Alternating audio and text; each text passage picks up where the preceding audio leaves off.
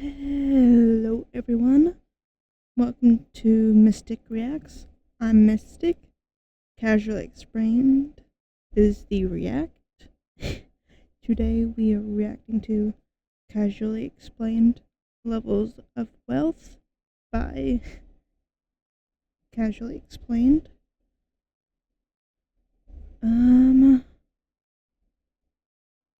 My wealth is not a lot. So let's see what happens.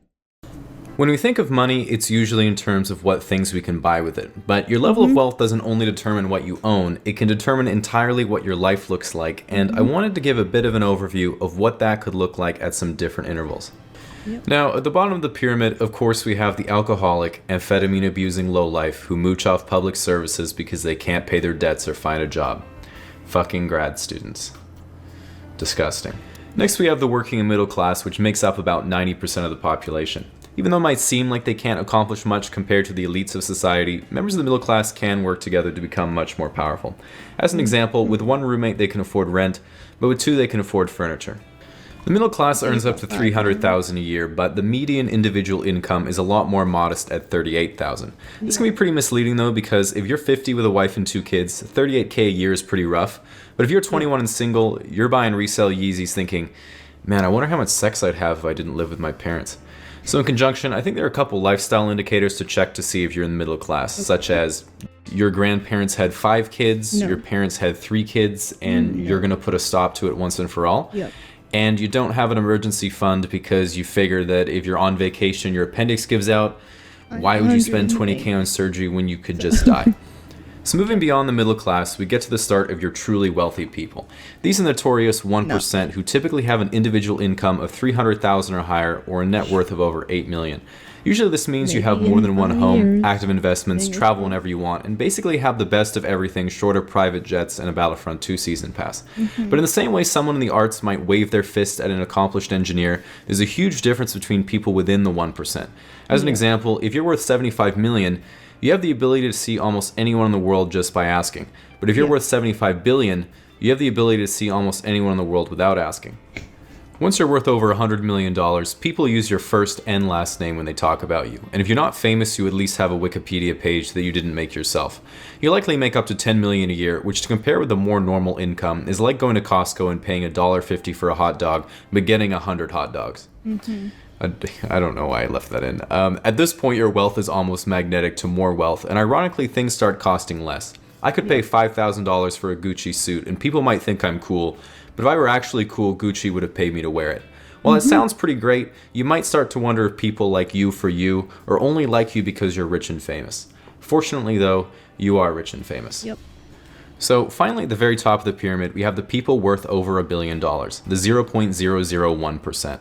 Guys like Elon, Jeff, Branson, and Bill. These people have so much money, they can literally change the world. Save the kids? Done. Create your own space program? Done. Dinner with the president?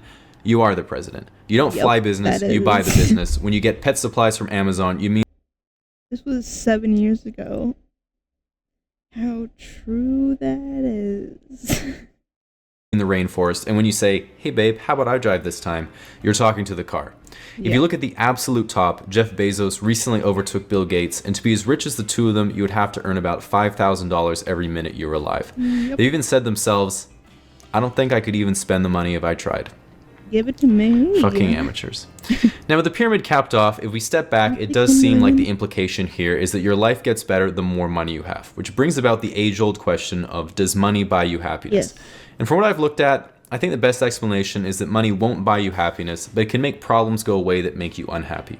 Like when you go to take money out of your bank account and get charged a fee because there's no money in your bank account. When you buy tickets online, you have to pay extra for doing all the work yourself. With that said, I wanted to end it at that point, but I showed my friend and she said, is that it? Is it just first world countries? What about the rest of the world? And you know, like they say, you can't make your sneakers and wear them too. The good news is that my demographics show that there aren't many people in third world countries watching my videos. They don't have internet. So we'll worry about that another time. As a quick side note, if you want to get an audio version of any of my videos, you can go to the Castbox app or website and subscribe to the Casually Explained channel. Is that still Right now, I think thing? there's only one video uploaded there, but the rest are going to be processing over the next day or two, and you can get an audio version of all the latest videos that I make, and maybe like a little bit of exclusive. This is a 7-year-old video, so I don't know if Castbox is still a thing. But make sure to check out Casually Explained in the description below. And let me know if I should check out more of his videos. It felt so fast paced that I couldn't really pause to interject anything. Until the next video, bye bye.